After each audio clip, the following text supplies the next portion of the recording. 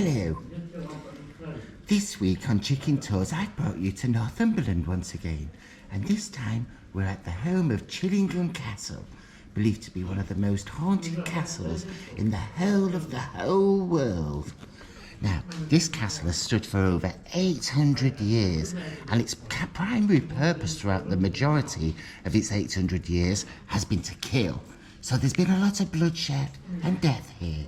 So join me as we have a lunch and we'll have a nice piece of cottage pie and we'll look into the history of Chillingham Castle.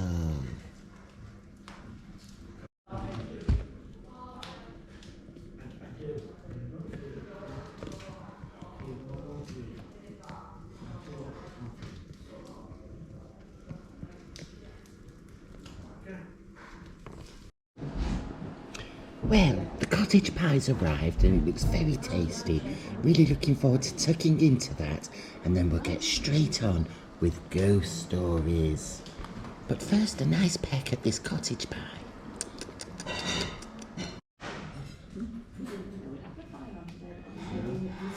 Hey, so I'm joined in the tea room here with Impley. Hi, Impley. Hi, Chicken. You're right. It's very nice, isn't it? It's very beautiful. It is. I like the fire. Oh, yes. Now, you've been staying a few nights. Have you had any ghostly encounters? It has been a little bit spooky, yeah. Well, what's happened? Well, it got really cold one night, but we did have the window open. Oh, well, I had a very, very strange experience in the apartment.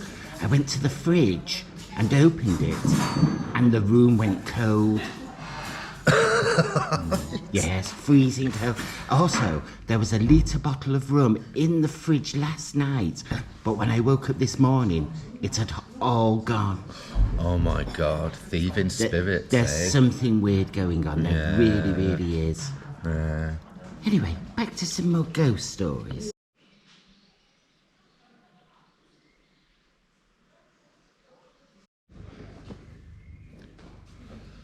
Hi, Impley. Hi, Chicken. How's the ghosting going?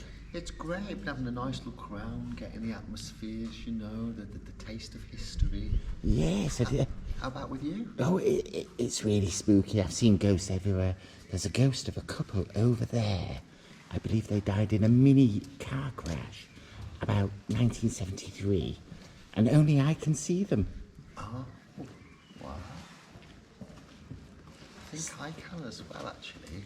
Oh, maybe I've made a mistake.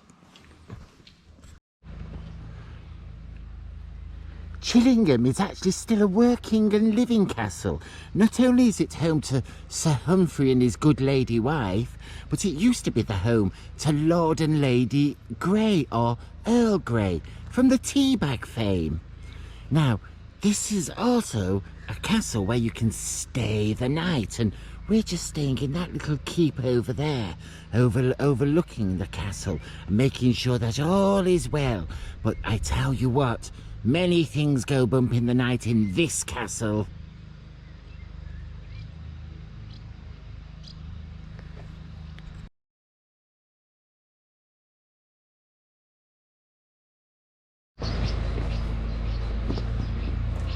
And here we are at the main back door of the castle.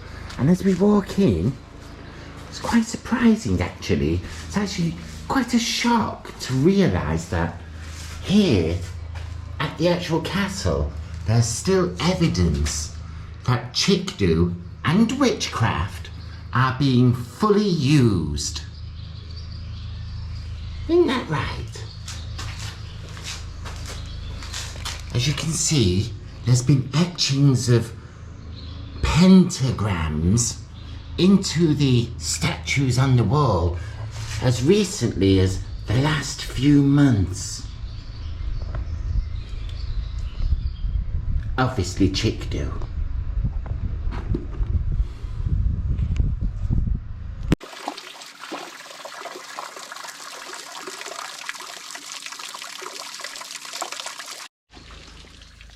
And we've arrived at the fountain, and now it doesn't seem to be working too well. I think one of the guests might have slipped in it last night and broken it, and I don't know who it was, but I did notice that Imston and Imply came home with wet feet. Curious.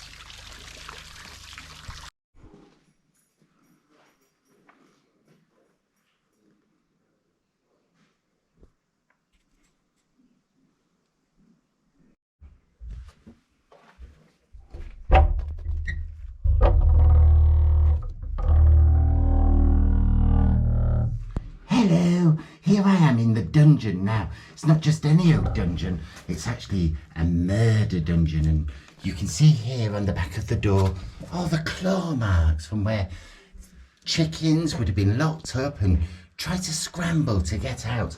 Back in the days of old, of course.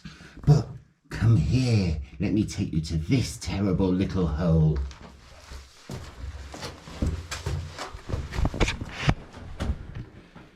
Now here, at the bottom there, are the bones of a terrible young child nobody liked, and they decided one day to throw down there and leave to her own devices until she became nothing but bones.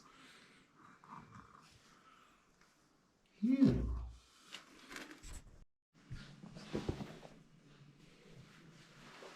Oh, seems to be a prehistoric wild pig. Very interesting.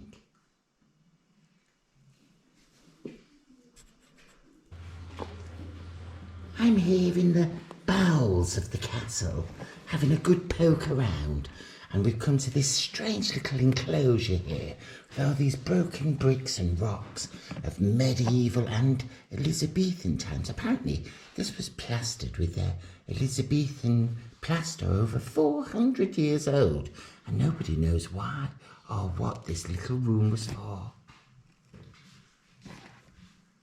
I think it was for chick do.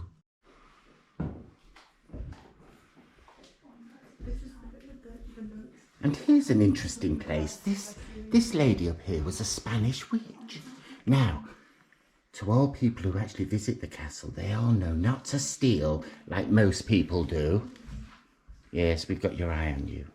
Anyway, they know not to steal, and here's what they've done. What's happened when they have done?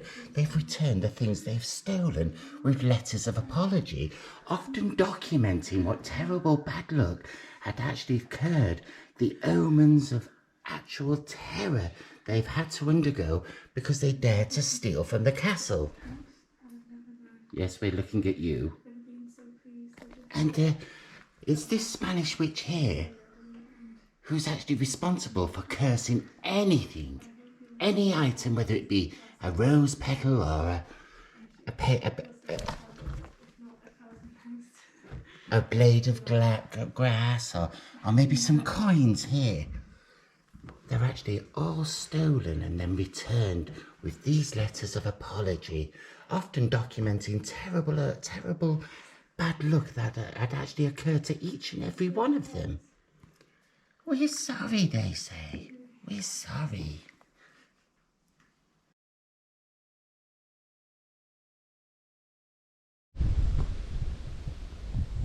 I'm here at the lake, and the ghosts of Chillingham Castle, well, they're not just confined to the castle, for in the very grounds around this lake, a headless man can be often seen in daylight. And of course, the lake itself is no stranger to supernatural activity, for it is said if you put your claw into the water, then the souls of the many dead, the murdered and thrown in the lake, the marauders, the vagabonds, or the Scottish as the English call them, were thrown into the lake and there left into peril and perish. And putting your claw in, the dead or the Scottish will drag you under.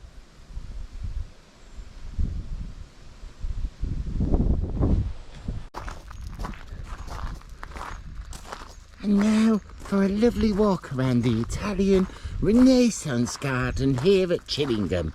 And it truly is, well, spectacular. Now, for those who can actually smell through TV, you'll be smelling these roses here, won't you? They're very, very beautiful, really pungent and really, really very nice. Such a beautiful castle.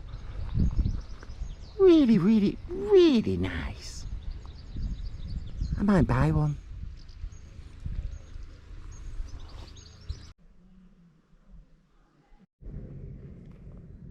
Hello.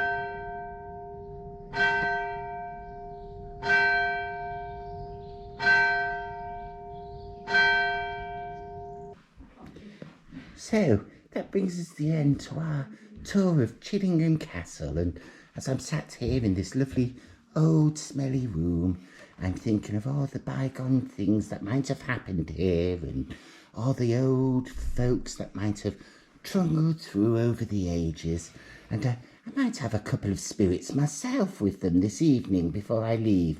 But for now, it's goodbye for me on Chicken Tours, and thanks for watching me stick my beak into history once more. Join me again in episode 3.